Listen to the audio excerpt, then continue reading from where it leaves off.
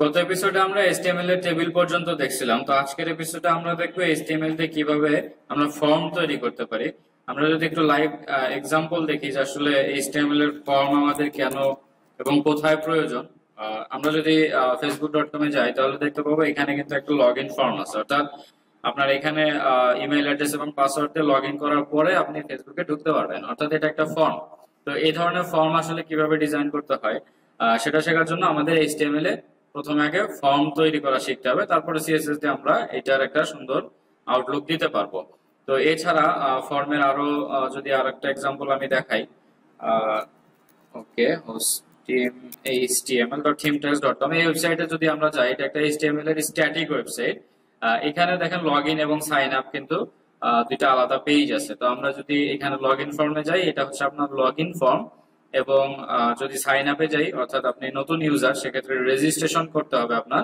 তো এর জন্য কিন্তু আমাদের এখানে ফর্মগুলো ইউজ করতে হয়। তো দেখেন এখানে interior name, email address, password, তিনটা ফিল্ড দেওয়া আছে। এগুলোকে বলা হচ্ছে ইনপুট ফিল্ড, অর্থাৎ ইনপুট মানে হচ্ছে আপনি কোনো কিছু এখানে দিতে পারবেন।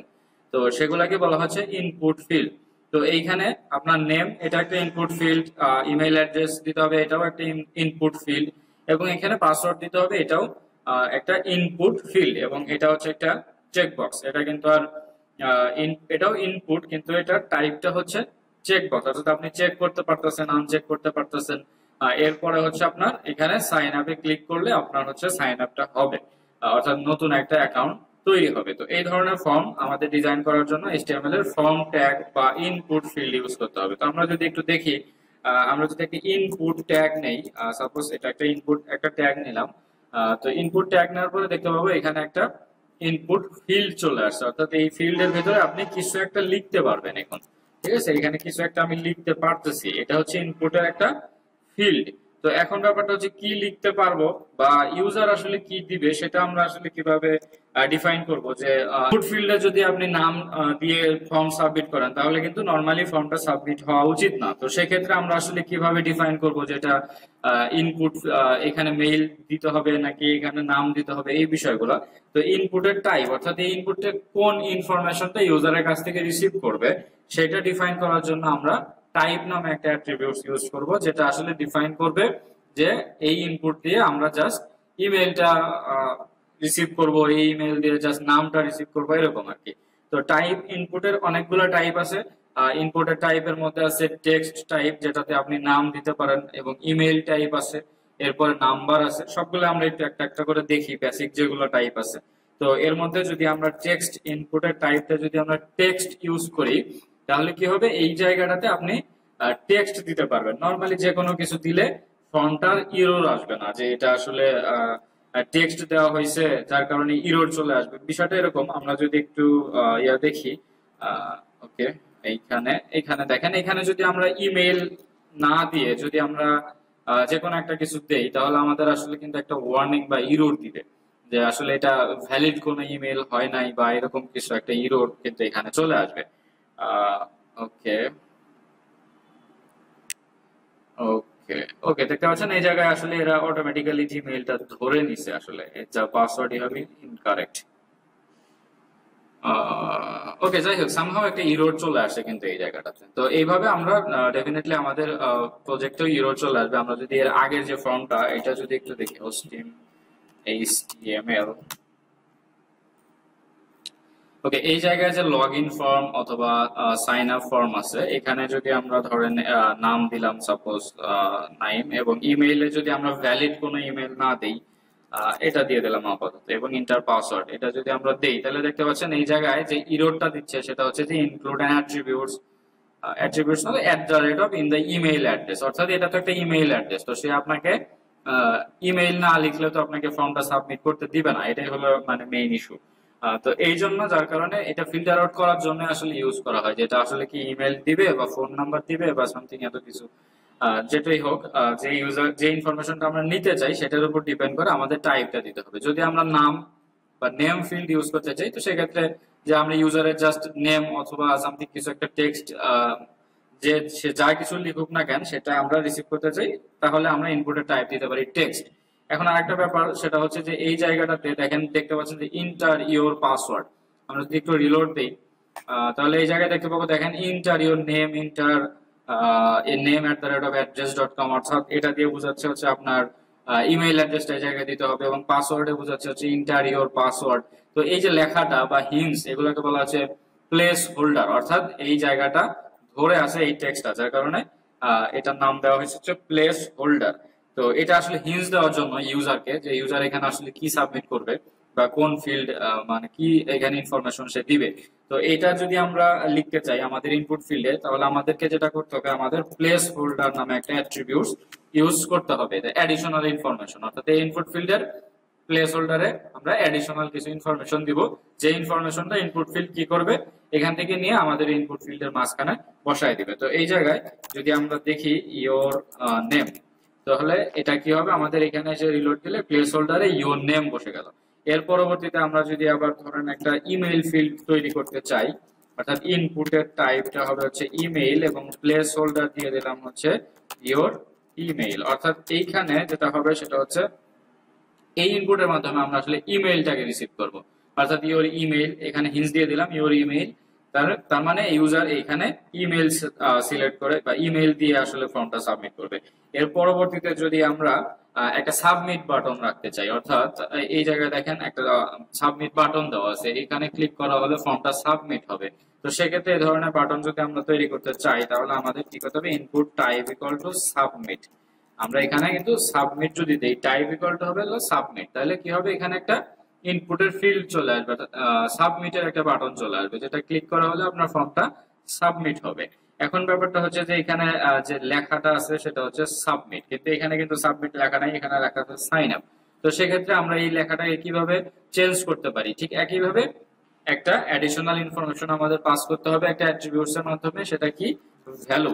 অর্থাৎ এই যে ইনপুট টাইপের সাবমিট, এই সাবমিট বাটনটা ভ্যালু কি হবে, এই ভ্যালুটা আমরা যাই দিব সেটাই আসলে ওই টেক্সটে চেঞ্জ হয়ে যাবে। সাপোজ আমরা যদি এইখানে লিখে দেই সাইন আপ, তাহলে আমাদের এখানে এই যে লেখাটা চেঞ্জ হয়ে সাইন আপ হয়ে গেল। তো এই যে এটা কিন্তু একটা লগ ইন ফর্ম হয়ে গেছে, আপনার নেম এবং ইমেল দিয়ে আপনি এখানে লগ ইন করতে পারেন। এবং পাসওয়ার্ড ফিল্ড যদি আমরা রাখতে চাই, সাপোজ ধরেন এখানে ইনপুট টাইপ হবে হচ্ছে পাসওয়ার্ড, তাহলে এখানে আমরা প্লেস হোল্ডার দিতে পারি, প্লেস হোল্ডার দিয়ে এই জায়গায় আমরা ইওর পাসওয়ার্ড, ওকে, এটা দিয়ে দিতে পারি আসলে।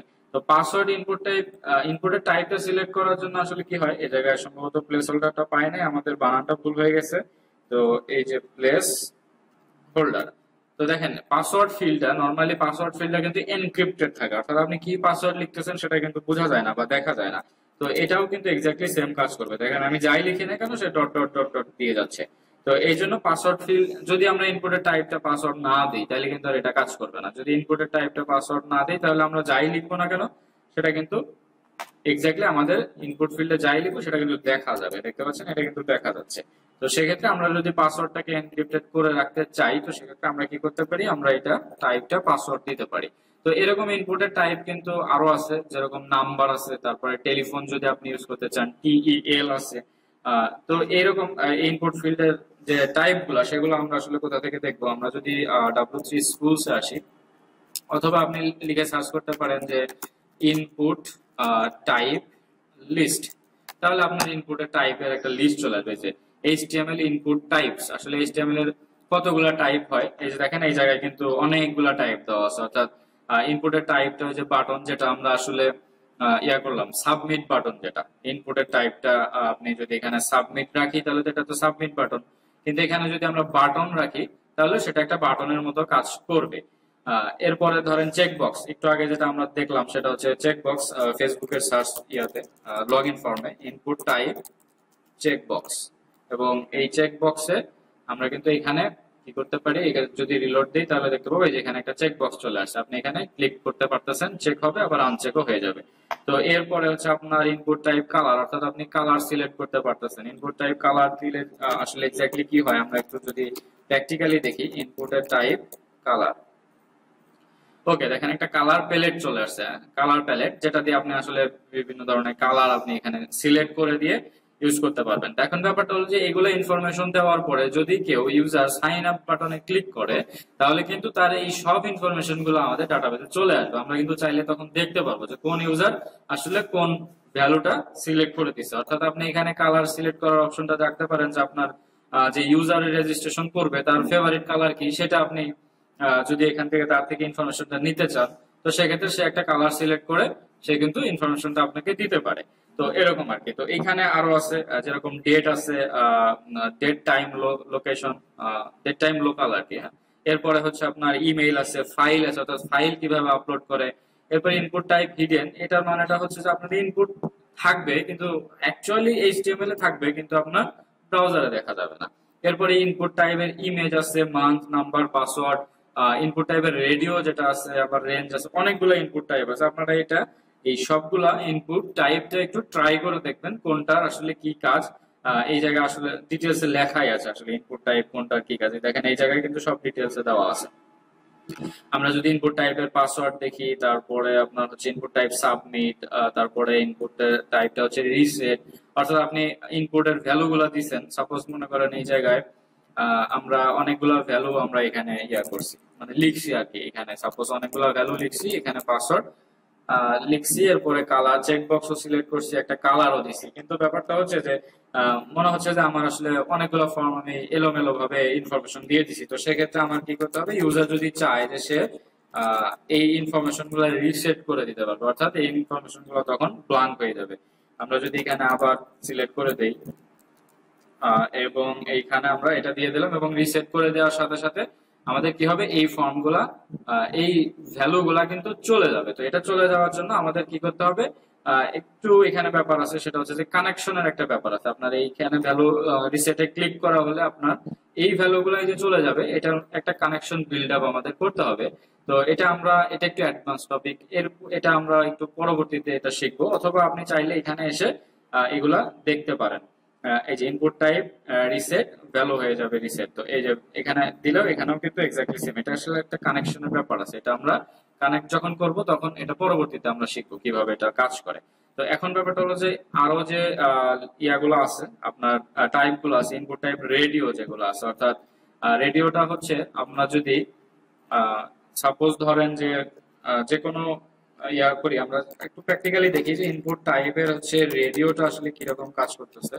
তো ইনপুট টাইপ রেডিওটা যদি আমরা দিই তাহলে দেখেন যে এরকম গোল একটা চলে আসে। তো এটা আসলে বেসিক্যালি ইউজ করা হয় আপনার জেন্ডার কালেকশন করার জন্য ম্যাক্সিমাম টাইমে। যেরকম আপনার হচ্ছে জেন্ডারটা কি, মেল অর্থাৎ ফিমেল, এরকম কিছু। এখানে যদি আমরা একটু লিখি সাপোজ মেল, ওকে, এবং ইনপুটের টাইপটা যদি আমরা আবার রেডিও লিখি এবং এই জায়গায় যদি আমরা ফিমেল ইউজ করি, ওকে, তাহলে আমাদের এখানে দেখতে পাবো এই যে মেল এবং ফিমেল দুইটা আমাদের ফিল্ড চলে আসে। তো হয়তো কেউ মেল সিলেক্ট করবে অথবা কেউ ফিমেল সিলেক্ট করবে। এখানে দুইটাই সিলেক্ট হয়ে আছে কারণ আমরা আসলে এটা কানেকশনটা করি নাই। আসলে এই দুইটা ফিল্ডের মাধ্যমে আমরা যে আসলে এক্স্যাক্টলি একটাই ভ্যালু ইউজ করতেছি বা একটাই ভ্যালু নিব, যেটা দুইটার মধ্যে থেকে যে কোনো একটা ভ্যালু ক্লায়েন্ট বা কাস্টমারের কাছ থেকে নেব আমরা, সেটা আমরা ডিফাইন করার জন্য আর একটা অ্যাডিশনাল ইনফরমেশন দিতে হবে যে দুইটার নাম একই হবে।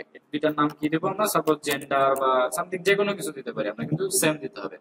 যখন আমরা সেম দিব তখনই বুঝতে পারবো, ব্রাউজার বুঝতে পারবে যে এই দুইটা ইনপুট ফিল্ডের ভ্যালু যেহেতু একই, অর্থাৎ নাম যেহেতু একই, দুইটা ইনপুট ফিল্ডের নাম যেহেতু একই, সেহেতু ইউজার চাইলে যে কোনো একটা সিলেক্ট করতে পারবে, দুইটা সে সিলেক্ট করতে দিবে না। অর্থাৎ মেল সিলেক্ট করলে ফিমেল সিলেক্ট করলে মেলটা আনচেক হয়ে যাবে, মেল সিলেক্ট করলে ফিমেলটা আনচেক হয়ে যাবে। তো একজন মানুষ তো একই সাথে আসলে দুইটা সিলেক্ট করার কোনো দরকার নাই, ঠিক আছে। তো এইভাবে হলো আমরা কি করতে পারি, ইনপুট টাইপের রেডিওটা আমরা কাজ করাইতে পারি। এরপরে চেক বক্স আছে, এরপরে বাটন আছে, টাইপ কালার, এগুলো তো আমরা দেখলাম। এরপরে ডেট, অর্থাৎ আপনি ডেট কিভাবে সিলেক্ট করতে পারেন। ইনপুটের টাইপটা যদি আমরা রিসেটের জায়গায় ডেট দিয়ে দিই তাহলে আমরা দেখতে পাবো হচ্ছে ইনপুটের টাইপটা এই যে ডেট। আমরা এখান থেকে ডেট সিলেক্ট করতে পারি। আমরা ক্যালেন্ডার আইকনে ক্লিক করলে আমাদের এখান থেকে ডেট চুজ করতে পারবো আমরা, অর্থাৎ বার্থ ডে। আপনি যদি আপনার ইউজারের বার্থ ডে সিলেক্ট করতে চান বা বার্থ ডে কোনো ইনফরমেশন নিতে চান, তো সেক্ষেত্রে আপনাকে এখানে ডেট সিলেক্ট করতে হবে। তো এইরকম এইখানে এসে আপনারা একটু দেখবেন ইনপুটের সবগুলো টাইপস আপনারা একটু ট্রাই করে করে দেখবেন, প্র্যাকটিস করে। তো এইখান থেকে যেটা আসলে বুঝতে পারবেন না সেটা সাপোর্টের মেসেজ দিলে আপনাদেরকে সুন্দরভাবে বুঝিয়ে দেওয়া হবে। এবং ব্যাপার হচ্ছে এখানকার সবগুলো টাইপস কিন্তু আমাদের লাগবে না, বেসিক যেগুলো লাগবে সেগুলো আমি অলরেডি আলোচনা করে ফেলছি।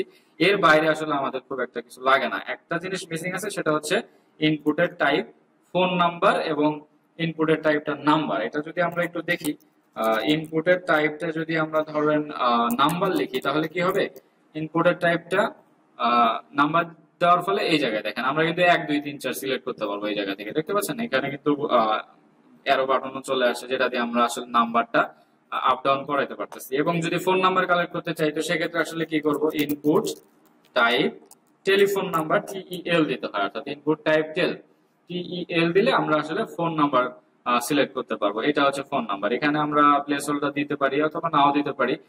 আচ্ছা, ইনপুট টাইপ টিইএল দিয়ে আমরা আসলে ফোন নাম্বার কালেক্ট করার জন্য ইউজ করি, অর্থাৎ টিইএল অর্থাৎ টেলিফোন নাম্বার। আপনি যদি আপনার ইউজারের কাছ থেকে টেলিফোন নাম্বার নিতে চান তো সেক্ষেত্রে ইনপুটের টাইপ টিইএল আমরা এখানে দিয়ে দিতে পারি। তো এরকম আর কি, এখান থেকে সবগুলো ইনপুটের টাইপ আপনারা একটু চেক দিবেন, চেক দিলেই বুঝতে পারবেন। এর বাইরে আসলে এই যতগুলো ইনপুট আমরা দেখলাম আসলে এর বাইরে আসলে খুব একটা ইনপুটের ফিল্ড টাইপ লাগবে না আমাদের। তারপরেও আমরা বিভিন্ন সময় প্রজেক্ট করার সময় দেখবো, যদি এক্সট্রা আরো দুই একটা চলেও আসে আপনারা সেটাও জানতে পারবেন, বুঝতে পারবেন। তো এই হচ্ছে আজকে এই পর্যন্তই। আগামী এপিসোডে আমরা দেখবো হচ্ছে অ্যাকচুয়ালি ফর্ম ট্যাগটা ইউজ করে কিভাবে একটা লগ ইন ফর্ম তৈরি করা যায়। বেসিক একটা লগ ইন ফর্ম আমরা লগ ইন এবং রেজিস্ট্রেশন ফর্ম আমরা তৈরি করব ফর্ম ট্যাগ এবং ইনপুট ট্যাগের মাধ্যমে।